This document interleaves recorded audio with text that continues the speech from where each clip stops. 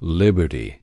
Belle's hands were still covered in blood when she realized the man staring at her through the coffee shop window was the same one from her nightmares. The crimson stains on her palms weren't from violence. She'd been volunteering at the animal shelter, helping with a difficult birth, but the way his eyes locked onto the blood made her stomach drop like a stone. She'd been having the dreams for 3 weeks now. Always the same face, always the same cold smile, always the same feeling of being hunted. Liberty had convinced herself it was just stress from her forensic psychology finals, her mind creating monsters from case studies she'd been memorizing. But now, standing frozen in the doorway of Moonbeam Coffee, she knew the nightmares weren't her imagination conjuring threats. They were memories trying to surface from somewhere dark and buried. The man behind the counter moved with predatory grace as he served customers, his smile never faltering even when children accidentally knocked over displays or elderly patrons fumbled with exact change. But Liberty saw what others missed, the way his pupils dilated when young women laughed, how his hands lingered just too long when giving change, the methodical way he memorized every detail about his female customers. "You okay, honey?" An older woman touched Liberty's arm gently. "You look like you've seen a ghost." The kindness in her voice almost broke Liberty's composure, because she was beginning to suspect she had seen a ghost, the ghost of someone she used to be. Someone whose memories had been locked away for reasons she was only now beginning to understand. Liberty forced herself to approach the counter, her forensic psychology training warring with primal instincts that screamed at her to run. Every textbook she'd ever read about predatory behavior seemed to come alive as she watched him work. The territorial positioning, the manipulation of trust, the careful selection process as his gaze swept over potential victims. She'd studied these patterns in clinical settings, but experiencing them firsthand made her skin crawl with recognition. "What can I get started for you today?" His voice was honey smooth, practiced, designed to put people at ease. But when Liberty looked into his eyes, she saw something that made her blood freeze. It wasn't just predatory interest, it was recognition. He knew her too, somehow, from somewhere that her conscious mind couldn't access. "Black coffee," she managed, her voice steadier than she felt. As he turned to prepare her drink, Liberty caught his reflection in the espresso machine's polished surface. For just a moment, his carefully maintained mask slipped, and what she saw underneath sent shockwaves through her nervous system. It was the face from her nightmares, but it was also something worse. It was familiar in a way that suggested shared history, shared trauma, shared secrets. Her phone buzzed with a news alert about another missing college student. Emma Rodriguez, 21 years old, last seen leaving a coffee shop 3 blocks away. The photo showed a young woman with long dark hair and a bright smile, someone who looked disturbingly similar to Liberty herself. As she stared at Emma's photo, fragments of memory began surfacing like debris from a shipwreck. Running through dark woods, screaming that no one could hear, hands that smelled like industrial bleach and coffee grounds. A voice whispering, "You're going to forget this happened, but you'll remember me in your dreams." The memories came in flashes, disjointed and terrifying, but they painted a picture that made Liberty's current situation infinitely more dangerous. She wasn't just another potential victim. She was unfinished business. The barista she could see his name tag read Daniel Mason now handed her the coffee with that same practiced smile. But when their fingers touched during the exchange, Liberty felt a jolt of electricity that had nothing to do with static. It was the recognition of shared trauma. Predator and prey who had met before under circumstances her mind had desperately tried to forget. "Thank you," she whispered, backing away from the counter. But Daniel's hand shot out faster than thought, gripping her wrist with surprising strength. His smile never wavered, but his voice dropped to a whisper meant only for her ears. "I've been wondering when you'd remember," he said softly. "I was starting to think the trauma had buried it permanently. But here you are, just as beautiful as you were 7 years ago, just as perfect as the day you got away." Liberty's vision tunneled as more memories crashed over her like a tsunami. She was 15 again, walking home from her part-time job at a bookstore. A friendly coffee shop worker offering to help with her heavy bag of textbooks. The van with tinted windows. Hours that stretched into days in a basement that smelled like bleach and fear. And then nothing until the nightmares started 3 weeks ago. "The others weren't as lucky as you," Daniel continued, his grip tightening on her wrist. "Emma Rodriguez lasted 3 days. Sarah Chun made it almost a week before she stopped fighting. But you were special. You survived long enough for the police to find you, and somehow your mind buried everything so deep that even you forgot." The coffee shop continued its normal rhythm around them, other customers ordering their daily caffeine fixes while Liberty lived through her worst nightmare made real. She could feel Daniel's thumb tracing circles on her pulse point, could see the satisfaction in his eyes as he felt her heart racing with terror and recognition. "I never stopped looking for you," he whispered. 7 years of wondering what happened to the one that got away. 7 years of planning what I'd do when I found you again. And now here you are, walking right back into my web like you're meant to be here. Liberty's forensic psychology training finally kicked in through the haze of recovered trauma. She knew she had seconds before Daniel decided to act, before he moved from psychological intimidation to physical control. The coffee shop was crowded enough to provide witnesses, but isolated enough for him to create a distraction and spirit her away before anyone realized what was happening. "Let go of me," she said loudly enough for nearby customers to hear. Several people looked over, sensing tension but not understanding its deadly significance. Daniel's grip loosened slightly, his predator's instincts recognizing the danger of drawing too much attention. "This isn't over," he said with that same honey-smooth voice. "I know where you live now, where you go to school, what routes you take to class. You can't hide from me again, Liberty Belle. This time there won't be any rescue." As Liberty stumbled toward the exit, her coffee forgotten and her hands shaking uncontrollably, she realized that her nightmares hadn't been memories trying to surface. They had been warnings. Her subconscious had been preparing her for this moment.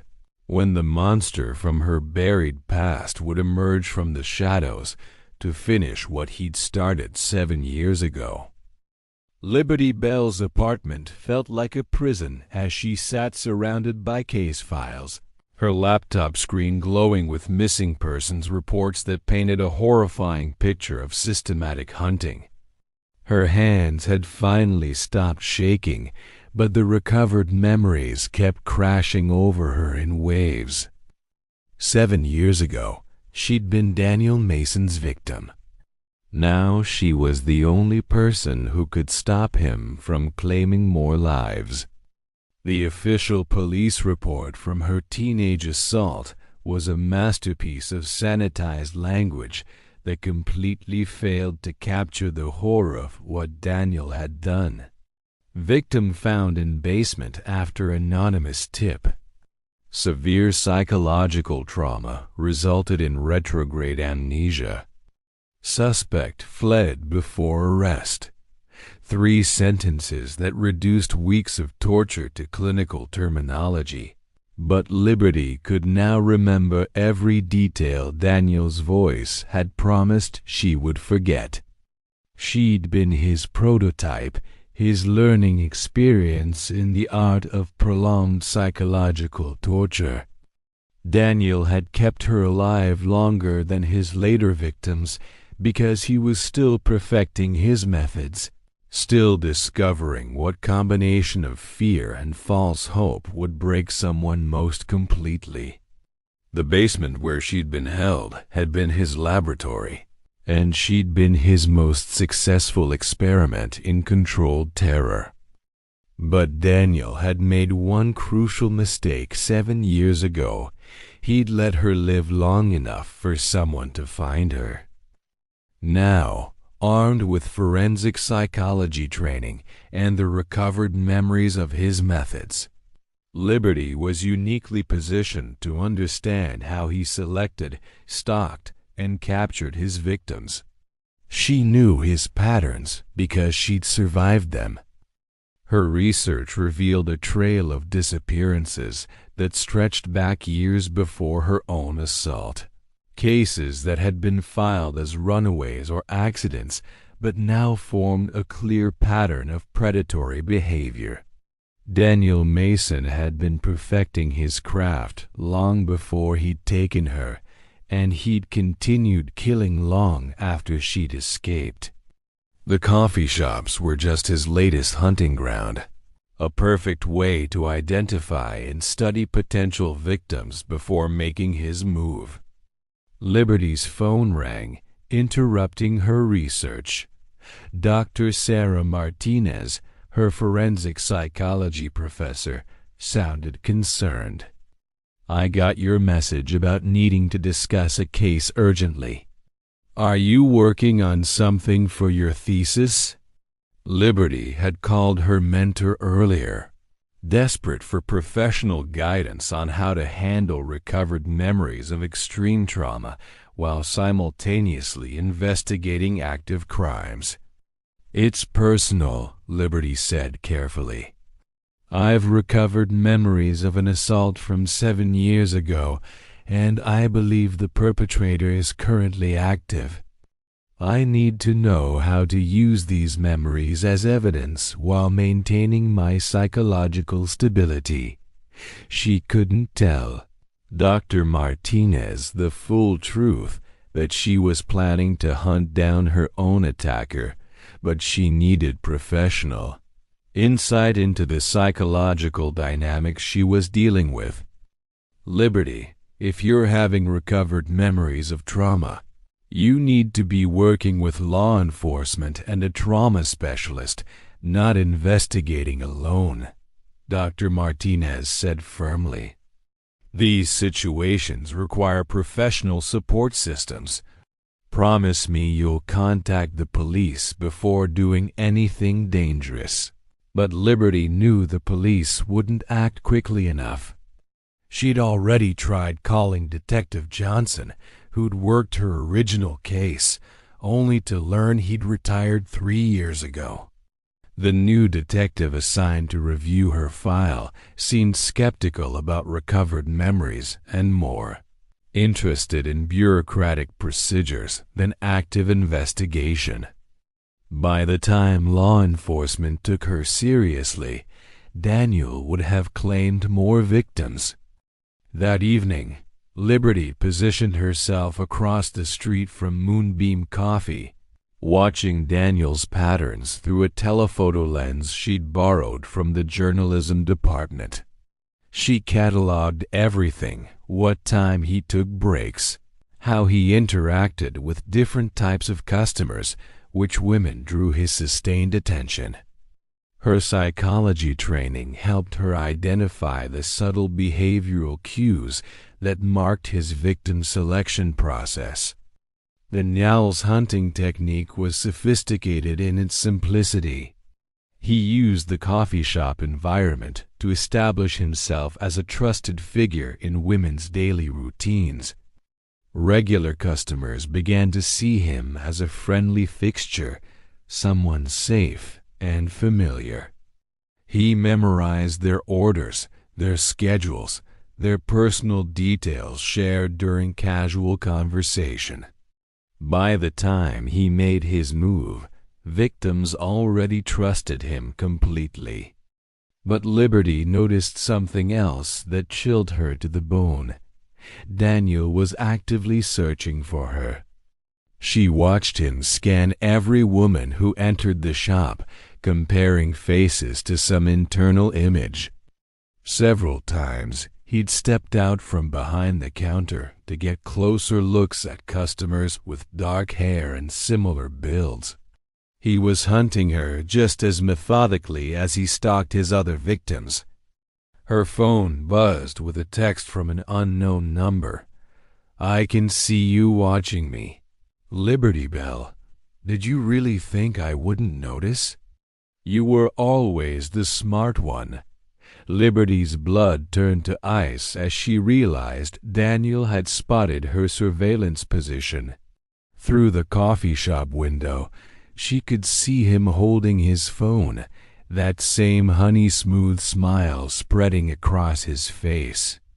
Another text arrived immediately.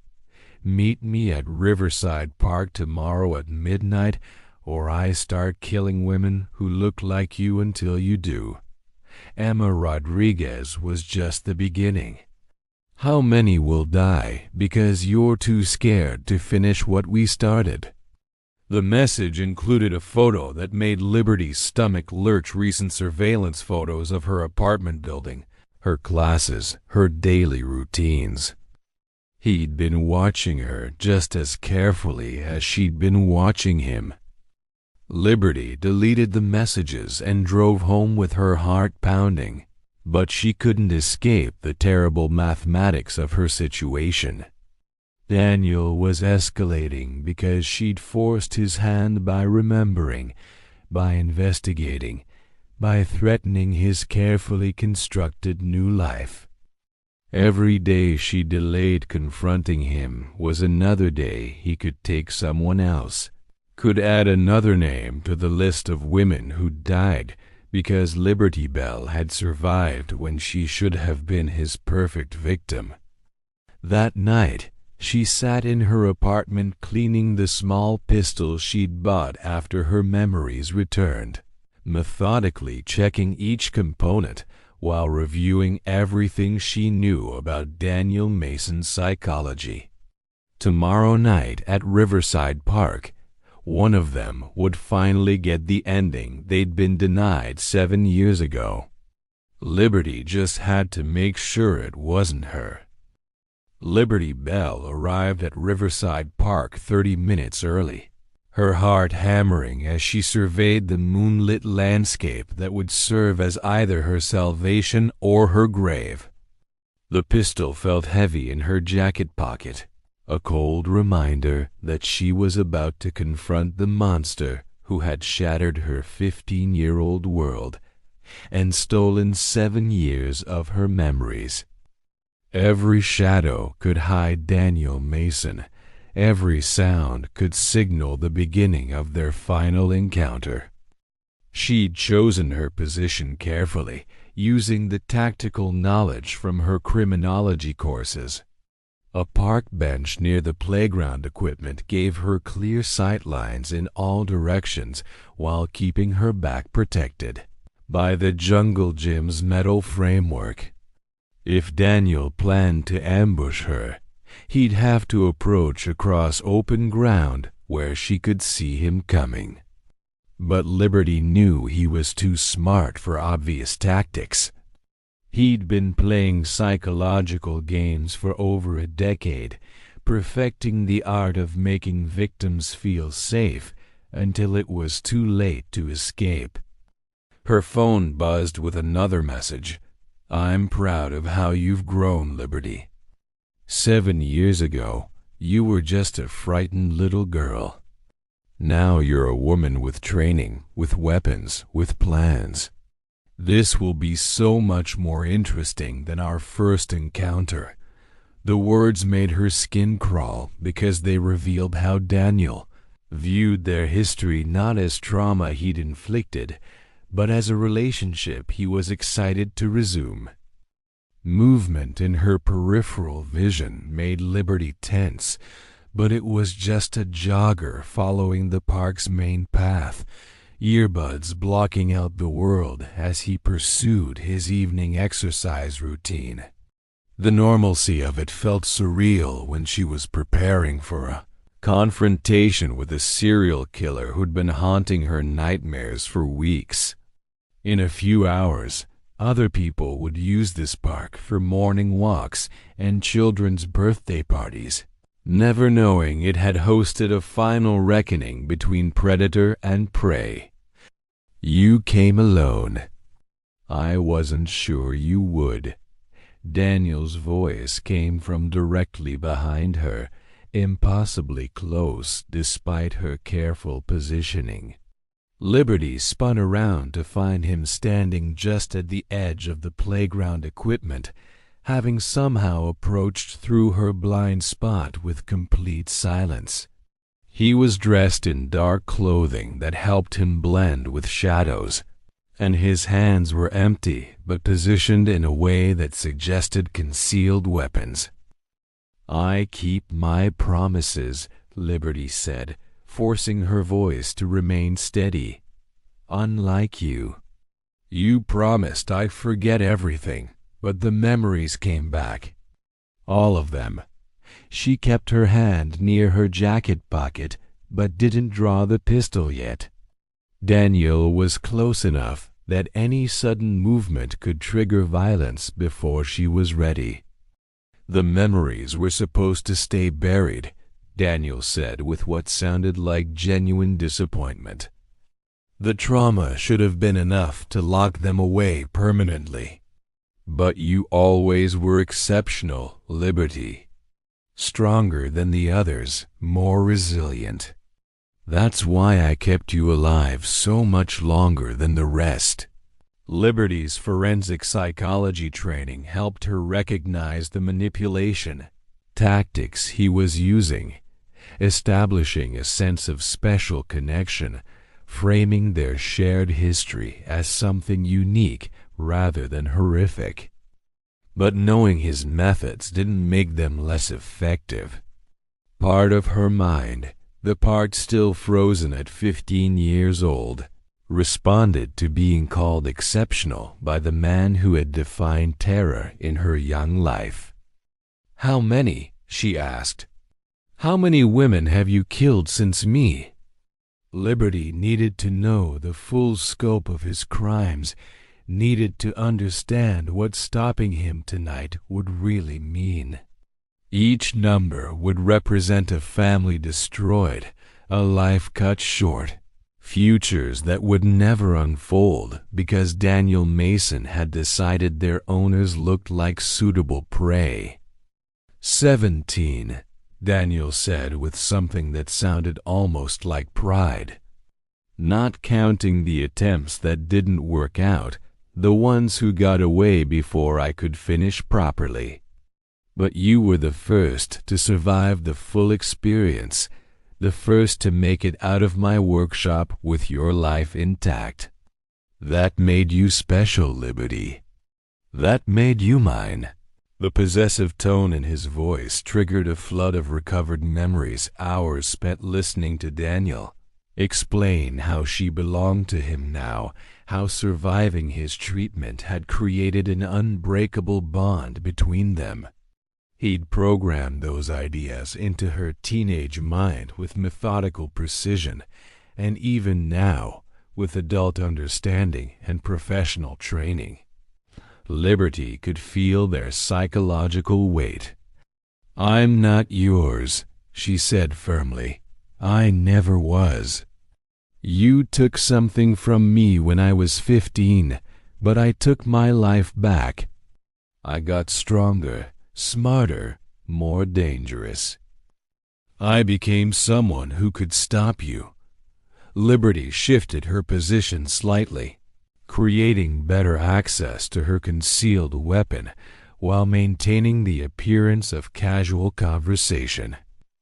Daniel's smile was the same honey-smooth expression she remembered from the coffee shop, from her nightmares, from the basement where he'd kept her 7 years ago. "You think you're here to stop me," he said conversationally. "But that's not why I brought you here tonight. I brought you here to finish what we started, to complete the connection that was interrupted by amateur police work and bureaucratic incompetence." He moved closer, and Liberty could smell the same combination of coffee grounds and industrial bleach that had haunted her recovered memories. 17 women learned what you learned in that basement. 17 women understood what it means to be truly helpless, truly afraid, truly mine. But none of them had your strength, your capacity for survival. None of them could appreciate the artistry of what I do. Liberty's hand closed around the pistol grip, but Daniel noticed the movement immediately. His own weapon appeared in his hand with practiced speed, not a gun, but something that looked like a modified taser designed to incapacitate rather than kill. He wanted her alive, wanted to resume their interrupted game rather than end it quickly. "The police won't find your body for weeks," Daniel continued, circling her slowly like a predator studying wounded prey. "By then, I'll be in another state, another coffee shop, another community of trusting women who smile at helpful strangers. But you'll be back in my workshop, back where you belong, with all the time in the world to remember why you survived the first time." Liberty drew her pistol in one smooth motion, using the tactical training she'd pursued obsessively since her memories returned. But Daniel was already moving, faster than she'd expected, the taser crackling with electricity as he closed the distance between them. The next few seconds would determine whether Liberty Bell finally escaped her past or became another victim in Daniel Mason's collection of broken women. The taser's electric arc missed Liberty Bell by inches as she threw herself sideways behind the playground's metal slide, her pistol finally clearing its holster as Daniel Mason's weapon discharged into empty air. The crackle of electricity and ozone filled the night as both predator and prey dove for cover, their deadly dance beginning in earnest among the children's playground equipment. "You've gotten faster," Daniel called out from behind a cluster of swings, his voice carrying genuine appreciation for her improved reflexes. 7 years ago, you would have been convulsing on the ground by now, completely helpless while I prepared you for transport. But you're not that frightened little girl anymore, are you?" Liberty pressed her back against the slide's cold metal, forcing herself to breathe steadily while analyzing her tactical situation. Daniel had positioned himself where he could move between multiple pieces of equipment while maintaining sight lines to her location. But he was also trapped in the same playground that offered her protection. Neither of them could escape without exposing themselves to the other's weapons. "I remember everything now," Liberty said loudly enough for her voice to carry across the playground. "The basement, the tools, the other women you brought there. I remember Sarah Chun screaming for help that never came. I remember Emma Rodriguez begging you to let her go home to her family. She was probing for psychological pressure points, using her recovered memories to destabilize Daniel's emotional control. The strategy worked better than she'd expected. Daniel's next movement was slightly less controlled, slightly more aggressive. "You don't remember them," he snarled. "You were barely conscious for most of their visits. The trauma was keeping you in a dissociative state that made accurate memory formation impossible." But Liberty did remember, in fragments and flashes that her mind had been reconstructing since the coffee shop encounter. She remembered other voices in the basement, other women who'd shared her nightmare for brief, horrible periods before their voices fell silent forever. Those memories had been the final pieces that confirmed Daniel's true nature and her own miraculous survival. "I remember enough," she replied, shifting position to get a better angle on his hiding spot.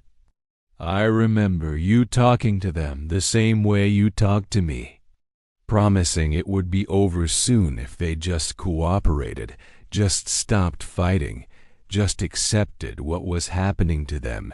Daniel moved again, this time with clear intent to flank her position.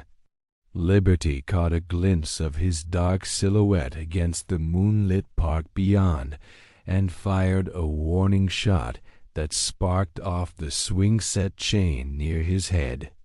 The sharp crack of her pistol echoed across the empty park, and she hoped someone might call the police about gunshots, but she couldn't count on outside help arriving in time. 17 women, Daniel said, his voice now coming from a different angle as he continued circling her position.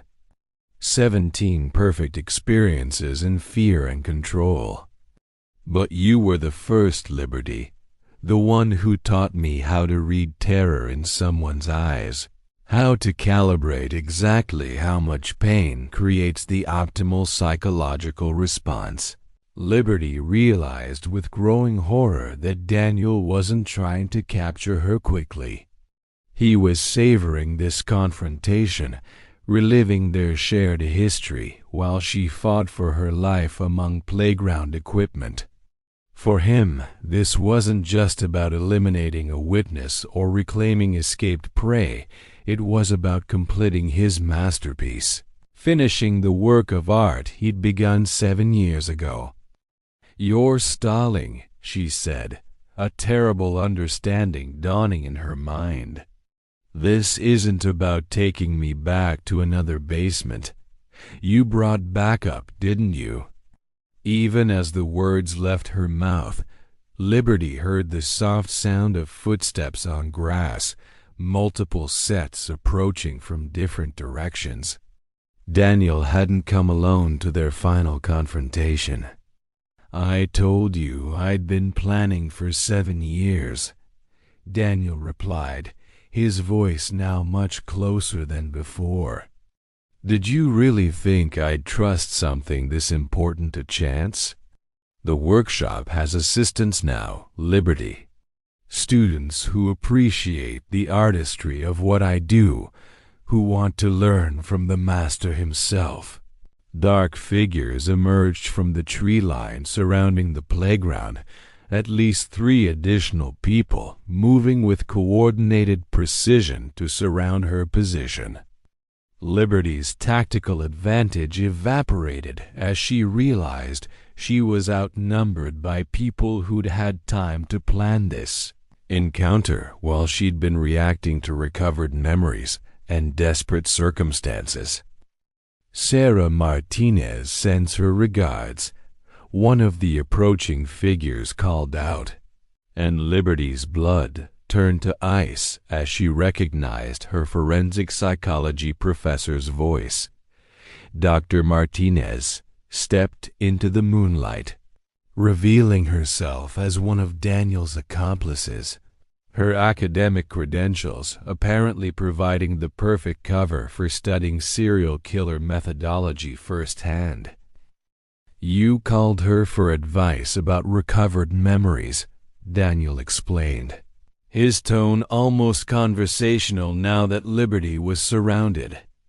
"She's been my research partner for 3 years, helping me understand the psychological mechanisms that make my work so effective." "Your professor has been very interested in meeting you again, Liberty. You're quite famous in our little study group." The betrayal hit Liberty like a physical blow. Dr. Martinez had been her mentor, the person she'd trusted with her academic future and personal trauma. The realization that her professor had been feeding information to Daniel Mason, had probably been involved in selecting his victims, made Liberty's current situation infinitely worse than simple capture. "The basement was just the beginning," Dr. Martinez said, moving closer with clinical interest. "We've made significant improvements to the methodology since your escape. The psychological conditioning is much more precise now, the trauma induction more scientifically controlled. You're going to help us publish groundbreaking research on fear response and memory formation." Liberty raised her pistol toward Dr. Martinez, but another figure moved from her blind spot, a young man she recognized from her criminology classes, someone who'd sat quietly in the back of lectures while apparently learning very different lessons than the other students. The web of deception surrounding her was vast and carefully constructed, involving people she'd trusted with her education and future. 4 against 1, Daniel said with satisfaction. "You survived once through luck and incompetence. Tonight, you're facing professionals who've spent years perfecting the art of making people disappear. This time, Liberty Bell, there won't be any rescue coming." But Liberty had spent 7 years preparing for this moment too, even if she hadn't consciously realized it. Her hand moved to the small device clipped to her belt, a GPS tracker connected to an emergency alert system she'd activated before leaving her apartment. If she didn't check in within the next hour, her location and a pre-written explanation of tonight's events would be automatically sent to law enforcement agencies across 3 states. "You're right," she said, surprising everyone, including herself, with the steadiness in her voice. "There won't be any rescue tonight, but there will be justice tomorrow." Liberty pulled the pin from the small smoke grenade she'd brought as backup protection, filling the playground area with thick gray clouds that would level the playing field for the next few crucial minutes. The smoke grenade transformed Riverside Park into a gray nightmare where Liberty Bell moved like a ghost through the haze, using every tactical skill she'd learned since her memories returned. The playground equipment became her allies in the thick smoke, providing cover and reference points while Daniel Mason's team struggled to coordinate their attack through the artificial fog. Liberty heard Dr. Martinez coughing somewhere to her left, the academic's lungs not prepared for the acrid smoke that burned Liberty's throat with each breath. She'd trained for this scenario during her obsessive preparation for tonight's confrontation, knowing that creating chaos might be her only chance against superior numbers. The smoke would dissipate quickly, but it might give her enough time to shift the tactical balance. Spread out. Daniel's voice carried through the gray haze, his command training evident as he tried to maintain control of the situation. She can't see any better than we can. Use the perimeter positions and wait for the smoke to clear. But Liberty could hear the frustration in his voice, the anger of a predator whose carefully planned hunt had been disrupted by unexpected resistance. Liberty moved silently toward the park's main path, using the playground equipment to muffle her footsteps while counting seconds until the smoke would thin enough for visual contact. Her GPS tracker was already transmitting her location, but she needed to survive long enough for help to arrive. More importantly, she needed to gather evidence about the conspiracy that had surrounded her for years. Her phone's recording function had been activated since she'd arrived at the park, capturing everything Daniel and Dr. Martinez had said about their partnership and their victims. 17 women had died because of their collaboration, and countless more would follow if Liberty didn't survive to expose their operation. The weight of that responsibility drove her forward through the smoke and fear. "Liberty," Dr. Martinez called out, her voice carrying the same concerned tone she'd used during office hours and academic consultations. "This doesn't have to end badly. You're clearly experiencing severe psychological trauma from recovered memories. Let us help you process these experiences in a controlled environment where we can ensure your safety." The manipulation was so smooth, so perfectly calibrated to trigger Liberty's trust responses, that for a moment she almost believed her professor was genuinely concerned. But she could hear the clinical detachment underneath the caring words, the same tone Daniel had used when he'd explained how her survival would serve his research purposes. "Help like you helped the other 17. Liberty called back, moving position immediately after speaking to avoid giving away her location. "Research subjects don't usually survive your controlled environments, do they, Dr. Martinez?" She needed to keep them talking, needed more evidence on her recording while she positioned herself for whatever came next. The smoke began thinning, and Liberty could make out shapes moving through the gray haze. Daniel was closest to her position, moving with predatory patience as he searched for clear sight lines.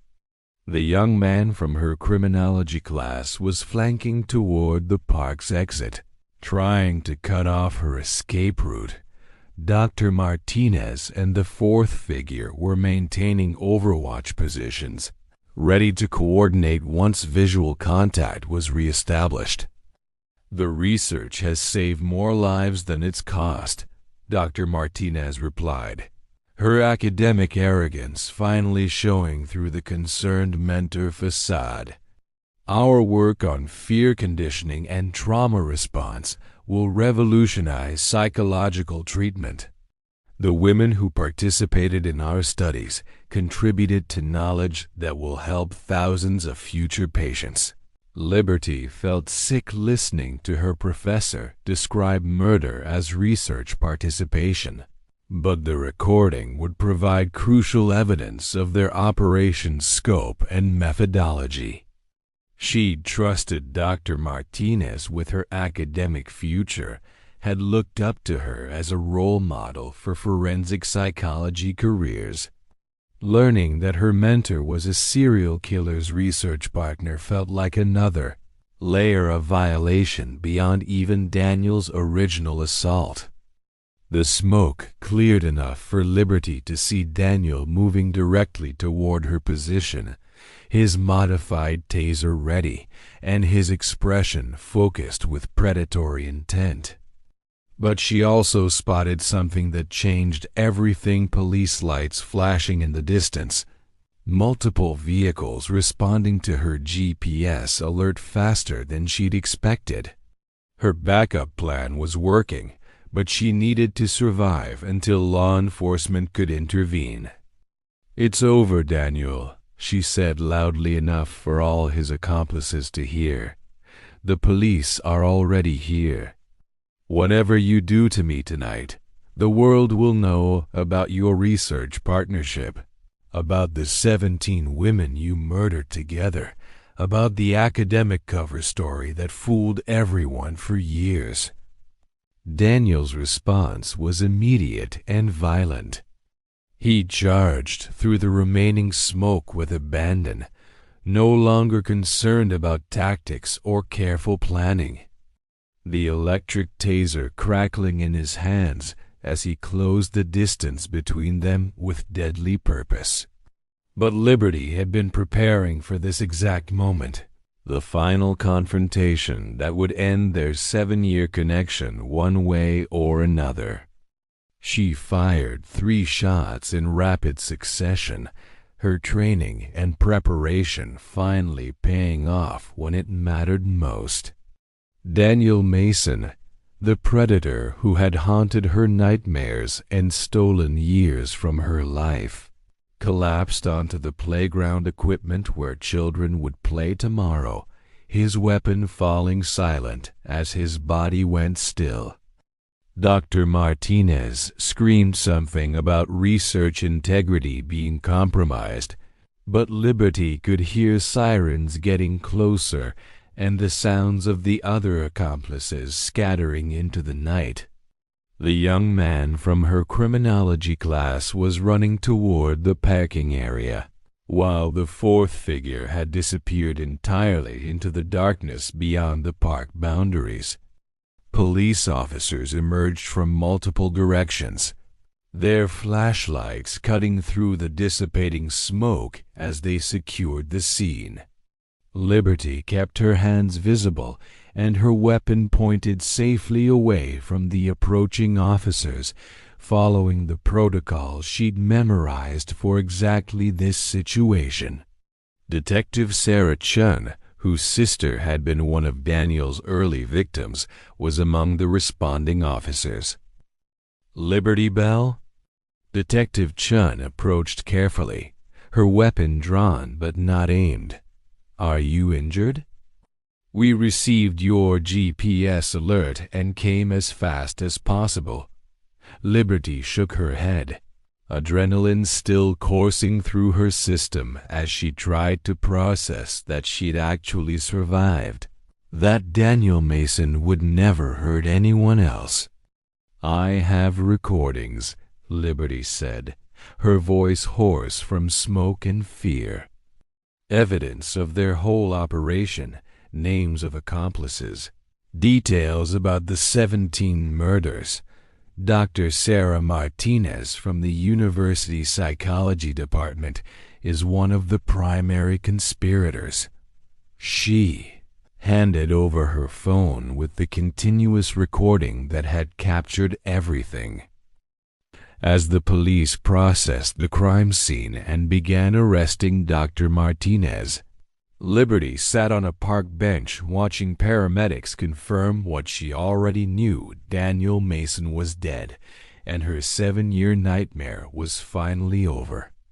The recovered memories that had nearly destroyed her had ultimately provided the strength and knowledge needed to stop a serial killer and expose an academic conspiracy that had claimed 17 lives.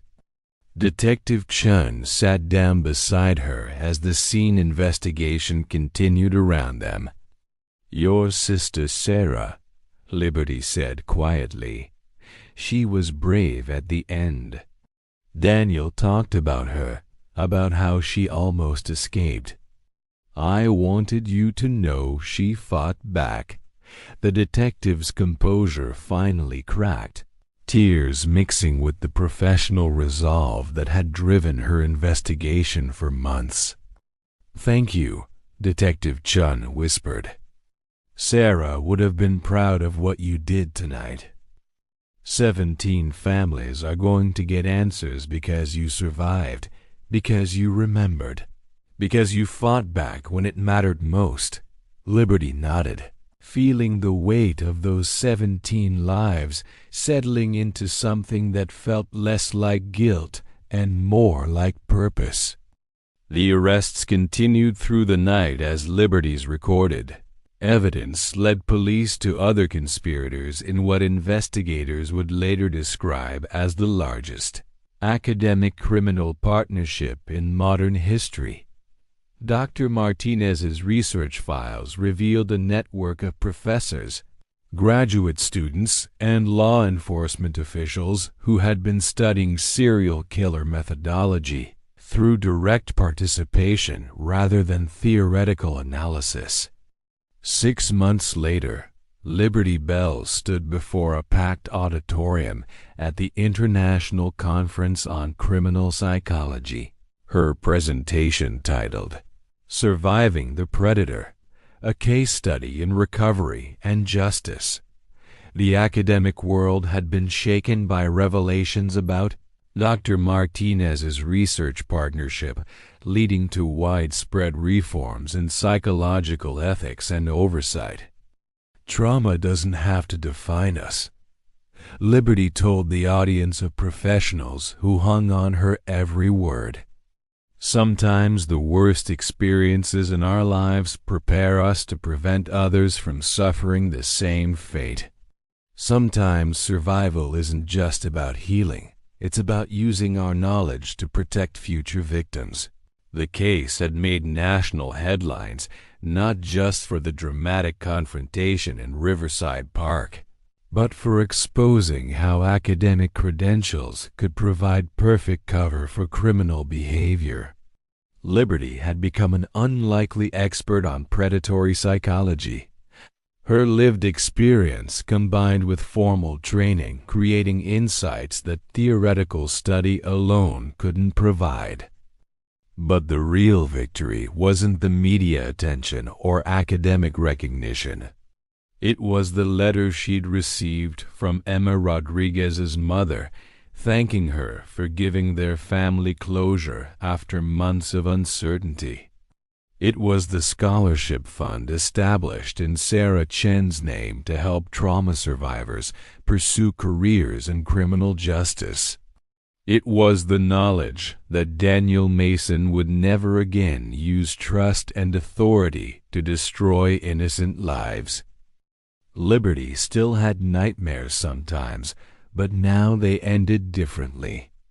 Instead of being helpless prey, she was the predator's worst nightmare, a victim who had survived, learned, and turned her trauma into the weapon that finally stopped him. The 15-year-old girl who had disappeared into that basement 7 years ago was gone forever. But the woman who had emerged was stronger than any monster who might try to break her. Did Liberty Bell's incredible journey of survival and justice keep you on the edge of your seat? If this psychological thriller showed you the power of turning trauma into strength, smash that subscribe button for more stories that explore the deepest corners of human resilience. Share this story with anyone who needs to know that survivors can become heroes. And drop a comment below telling us about a time when your past experiences helped you face a new challenge. Your engagement helps us create more content about real psychological strength and the courage to fight back against evil. Hit that notification bell so you never miss our latest stories about ordinary people doing extraordinary things in the face of unimaginable darkness.